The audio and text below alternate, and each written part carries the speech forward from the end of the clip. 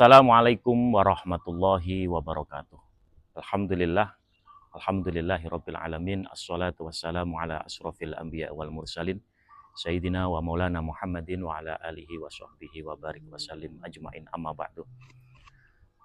Wahai para sobat sesama sebangsa setanah air dan seagama maupun yang berbeda agama, kita hidup di negara kesatuan Republik Indonesia yang memiliki banyak sekali suku-suku, memiliki banyak rumpun, memiliki banyak macam jenis bahasa, sehingga perlu kita sebagai warga negara yang baik untuk selalu menjaga kerukunan, menjaga toleransi, menjaga kekompakan dan kesolidan, agar kita termasuk orang-orang yang secara agama kita mengajarkan, kita mengamalkan tentang moderasi beragama.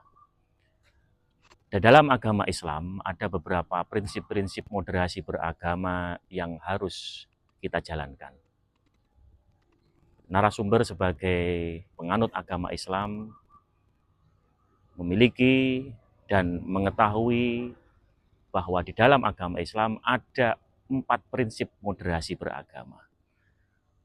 Walaupun ini ada di dalam konsep Islam, tetapi konsep ini bersifat universal. Semua agama sebenarnya bisa mengamalkan dari konsep ini. Yang pertama adalah tawasud. Di dalam konsep tawasud terdapat nilai berada di tengah-tengah. Ummatan wasatan. Umat yang berada di tengah-tengah. Sehingga ketika kita menjadi orang atau umat yang beragama, kita harus bisa memilih posisi yang ada di tengah. Kenapa? Karena tentunya kita tidak bisa menyatukan seluruh ide, seluruh visi dan misi dalam satu garis. Tidak bisa. Karena manusia diberi keragaman berpikir, diberi keragaman karakter dan lain sebagainya. Sehingga prinsip moderasi pertama yang menjadi pengokoh sifat kita bermoderasi adalah sifat tawasud, yaitu sifat tengah-tengah. Ini penting bagi kita. Kenapa? Ketika kita menghadapi permasalahan berbangsa, bernegara, maka kita harus bisa mencari, bisa adil. Sifat adil ini harus dilatih. Sifat berada di tengah-tengah ini harus selalu dikondisikan di dalam karakter kita. Sehingga ketika kita memiliki karakter berada di tengah-tengah, tawasud, maka kita akan lebih mudah untuk mengamalkan konsep moderasi beragama. Prinsip yang kedua adalah prinsip tawazun. Prinsip tawazun adalah prinsip seimbang. Seimbang antara kita sebagai seseorang yang beragama Islam, contohnya, dengan orang lain yang berbeda agama dengan kita. Kita harus memposisikan diri kita untuk selalu seimbang. Ketika kita melakukan sebuah tindakan atau melakukan sebuah kegiatan, maka kita harus juga memikirkan atau bahkan kita memosisikan bagaimana dengan tindakan saya ini, apakah mengganggu orang lain, apakah membuat orang lain tercelakai, ataukah membuat orang lain menjadi sengsara dan lain sebagainya. Sehingga prinsip seimbang ini harus selalu kita hidupkan di dalam konsep kehidupan kita. Ada tawasud, tawazun, dan yang ketiga adalah tasamuh, yaitu toleransi. Sifat toleransi ini harus menjadi acuan bagi pemimpin-pemimpin negara kita. Sifat tasamuh ini harus menjadi pegangan bagi pemimpin-pemimpin agama-agama yang ada di Indonesia. Mengapa? Kita bisa melihat bagaimana agama-agama yang lain juga ingin agar mereka bisa melaksanakan ibadah dengan tenang. Mereka ingin bisa melaksanakan perintah-perintah agama mereka dengan damai. Dan kita sebagai orang yang beragama Islam, dan kebetulan di Indonesia agama Islam adalah agama mayoritas, harus lebih tasamuh, harus lebih toleran. Mengapa? Karena negara kita adalah negara yang menganut paham Kesatuan Republik Indonesia atau menganut paham moderat, tidak bertumpu hanya pada satu agama saja. Maka ini penting, sifat tasamuh di dalam kehidupan berbangsa, bernegara, dan bertanah air di Indonesia. Sifat toleran. Karena sifat toleran ini menjadi penyeimbang untuk para pemimpin agar mereka bisa mengarahkan umatnya ketika melihat umat yang lain melaksanakan ritual-ritual agama. Ketika kita hidup di Indonesia, atau bahkan hidup di dunia ini, saat ini, kita juga harus menyadari bahwa ada orang-orang lain yang memiliki kepercayaan yang berbeda dengan kita.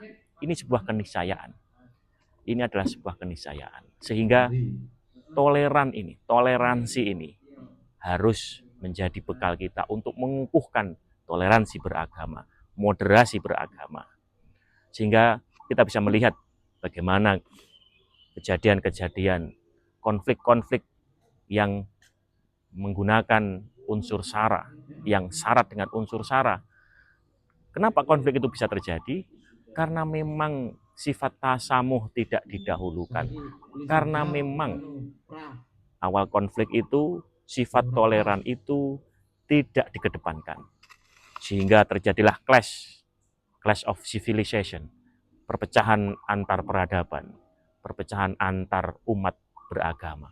Padahal semua agama mengajarkan tentang kedamaian, mengajarkan tentang toleransi, mengajarkan tentang kerukunan di antara sesama. Dan yang terakhir, dalam prinsip moderasi beragama ada sifat i'tidal, sifat adil. Adil ini tidak hanya kepada pemimpin, tetapi bagi kita sendiri sebagai individu harus memiliki sifat adil. Adil terhadap diri kita, adil terhadap orang lain, adil terhadap agama yang kita yakini, bahkan kita adil kepada umat lain yang memiliki agama berbeda dengan kita. Salah satu contohnya apa? Salah satu pengejawantahan sifat adil adalah kita mengakui, misalkan kita melakukan kesalahan karena person kita sendiri, kita harus mengatakan kita salah. Ketika orang lain yang mungkin berbeda agama melakukan sebuah kebenaran, melakukan sebuah tindakan yang tidak bersalah, maka kita harus juga adil terhadap diri kita bahwa dia adalah orang yang benar melakukan sebuah tindakan. Jadi sifat adil ini harus menjadi tonggak kita di dalam menghidup-hidupkan nilai moderasi beragama.